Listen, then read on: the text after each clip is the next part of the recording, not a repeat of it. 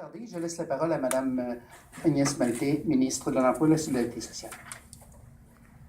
Merci. Bonjour tout le monde. Merci d'être là ce matin. Bonjour. Et bonjour. Je suis très heureuse d'être avec vous aujourd'hui. Je veux saluer d'abord ma collègue et amie, je dois le dire, c'est une complice depuis longtemps, Carole Poirier, députée de Schlager-Maisonneuve et première vice-présidente de l'Assemblée nationale. M. Degg, président de la table nationale des CDC. Merci beaucoup de nous avoir permis cette petite rencontre avec les gens des CDC. Vraiment. Alors, c'est un réel plaisir pour moi de me joindre à vous ce matin pour une annonce qui vise à soutenir davantage les organismes communautaires du Québec et à offrir à leurs travailleuses et à leurs travailleurs de meilleures conditions. Nous connaissons l'importance du mouvement communautaire au Québec. Au gouvernement, nous considérons que vous êtes des alliés. Vous êtes des alliés dans la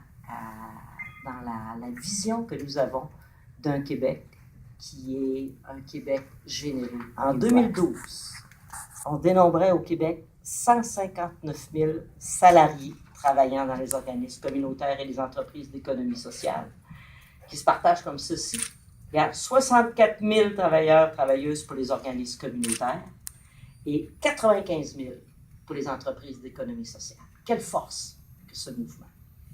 Notre histoire en témoigne. Les acteurs du milieu communautaire ont contribué à bâtir le filet social dont nous bénéficions aujourd'hui.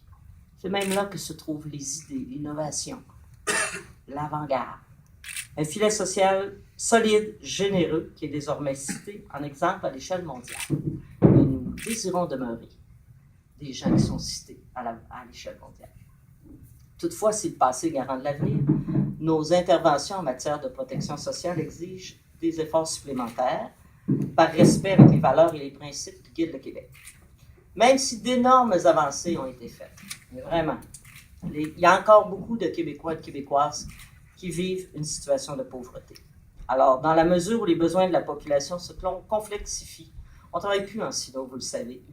Le rôle de coordination du développement communautaire sur le territoire régional que vous jouez en matière de lutte contre la pauvreté, l'exclusion sociale devient extrêmement important, devient primordial.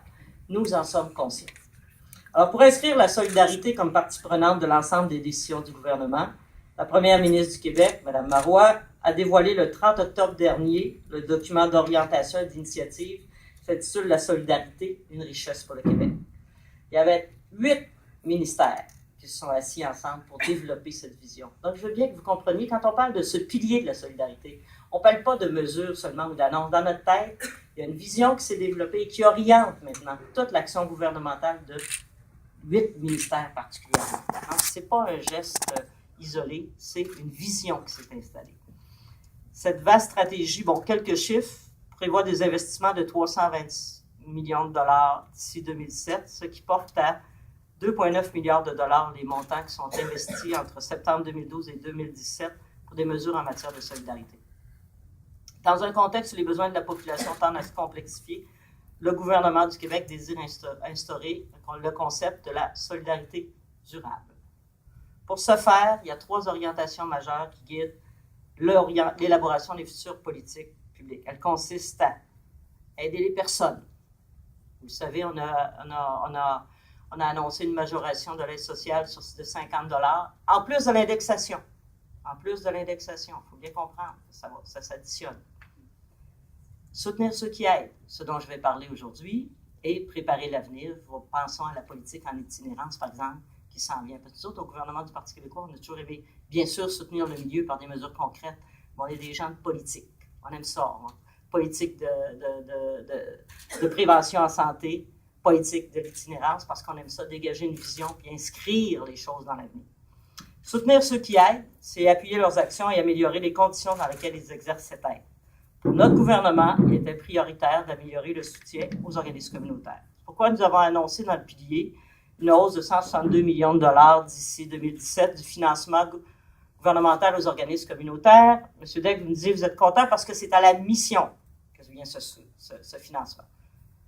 Aujourd'hui, j'ai le plaisir d'annoncer un investissement de 500 000 $ qui permettra de rehausser le financement accordé à 55 corporations de développement communautaire.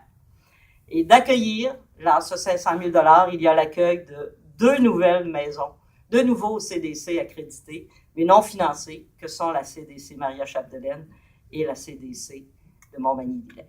Donc, on va les introduire, puis je vous rappelle que l'année dernière, en plus, j'avais introduit aussi le financement à la CDC de Beauport. Donc, en un an et demi, on a ajouté 3 CDC qui vont être financés maintenant au fonctionnement. Nous sommes confiants que cet investissement qui permettra de mieux vous soutenir dans la réalisation de votre mission bénéficiera directement à l'ensemble des citoyens et des citoyennes pouvant se retrouver en situation de vulnérabilité. Pour la répartition précise, je sais qu'on en a discuté tout à l'heure, M. Daigle, il y a une rencontre le 21 février. Alors, on ira présenter la répartition à la table nationale des CDC. On a une proposition qui respecte tout à fait la volonté que vous avez exprimée dans le passé. Donc, on travaille en fonction de vos demandes, véritablement. Nous avons également pris l'engagement en octobre dernier d'avec plus du tiers des organismes communautaires offrent un régime d'assurance collective à leurs employés. Et je sais à quel point il est important aujourd'hui que vous conserviez votre personnel. Votre personnel, c'est comme dans n'importe quelle entreprise. C'est votre matière grise, c'est votre expertise, c'est votre savoir-faire. Et il y a beaucoup de compétition sur le territoire parce qu'il y a un taux de chômage qui est en diminution constamment. Et les gens qui acquièrent l'expertise sur le terrain dans un organisme communautaire, ils sont bons.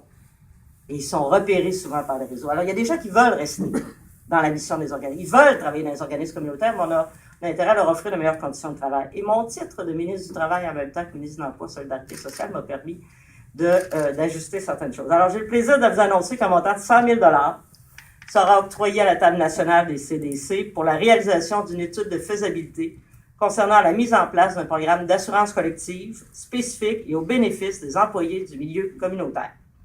Plus précisément, cette étude permettra d'estimer les coûts des couvertures d'un régime d'assurance collective destiné aux personnes salariées des organismes communautaires, d'identifier un fournisseur potentiel pour le régime, de déterminer le nombre minimal d'organismes communautaires qui devront adhérer au régime afin d'en assurer la viabilité et d'élaborer une stratégie de déploiement du régime. Nous sommes confiants qu'avec l'expertise de la table nationale des CDC, cette étude permettra de mettre en place un régime qui répond aux besoins et aux particularités de votre milieu. C'était donc une des mesures qui était prévue dans le pilier de la solidarité. Nous entendons également très bientôt aussi annoncer la promotion de régimes de retraite pour les organismes communautaires. Dès cet après-midi, je rencontre les femmes là-dessus. Et financer une étude de faisabilité sur la création d'une mutuelle de prévention, santé, sécurité au travail, parce que ça peut vous coûter cher au fil du temps, au bénéfice des organismes communautaires. Ça avance très bien. On est en train de travailler avec la CSST actuellement. Donc, ça aussi, ça va se déployer très bientôt sur le terrain. Ainsi que tant qu'à y être dans le pilier, nous avons annoncé un programme d'acquisition de rénovation des immeubles communautaires. Je peux déjà vous dire que ce programme sera sous la responsabilité du ministère de l'Emploi et de la Solidarité sociale. Nous, on connaît bien notre monde, on va bien s'en occuper. M. Jean. Et donc, très bientôt, vous annoncerez le déploiement de ce programme. Je tiens à vous remercier du travail que vous accomplissez au quotidien auprès des Québécois et des Québécoises. Votre contribution permet de faire du Québec une nation où la solidarité est une richesse. Et cela, c'est un peu, je vous dirais, c'est quelque chose qui doit se déployer au Québec. Trop souvent, les gens ont... Moi, je viens d'une région de Québec où c'est pas toujours facile, vous savez, et où parfois les gens méprisent, pas méprisent, mais on entend des commentaires parfois durs sur les investissements qu'on fait dans les organismes communautaires.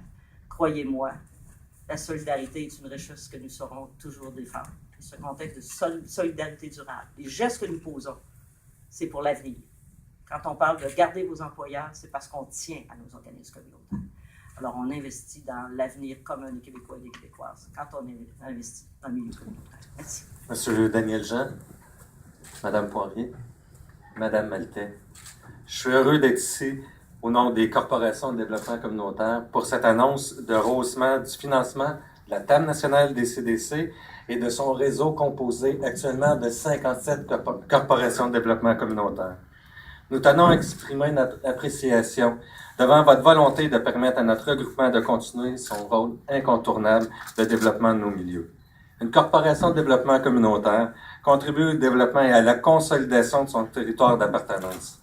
C'est un acteur de première ligne qui initie des projets et joue un rôle de catalyseur dans plusieurs domaines. Que ce soit l'accès à de la formation pour les organismes communautaires, des démarches de planification territoriale, dans une vision collective des milieux, la tenue de débats électoraux, le déploiement de projets de transport collectif ou solidaire, la réalisation de projets de maisons, de soins palliatifs ou des comités de logement, la tenue de forums citoyens, de revitalisation de milieux de quartier et encore plus. En fait, nous sommes des bâtisseurs de solidarité. Pour ce faire, les personnes qui travaillent dans les corporations de développement communautaire font preuve de compétences indéniables, d'une polyvalence hors pair, de créativité sans borne, de professionnalisme, de dévouement et de passion. D'où l'importance d'offrir des emplois non seulement stimulants, mais offrant des conditions de travail satisfaisantes.